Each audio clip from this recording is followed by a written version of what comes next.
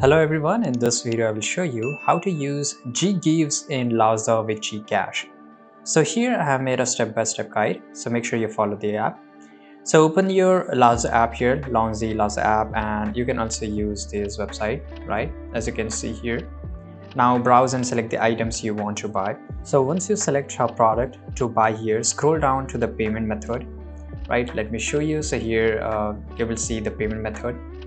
Now here, tap on view all payment methods. As you can see here, select payment method. There's a true, Lazada and cash on delivery here.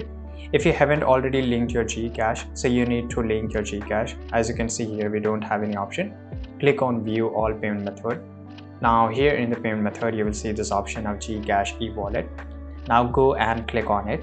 Now automatically your GCash will be linked into your Lazada. After connecting your GCash, choose GGives as your payment method.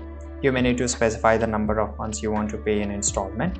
Now after that, you can just complete the purchase whichever product you have selected, and that's it. This is how you can buy it. I hope you found this video very useful. Subscribe.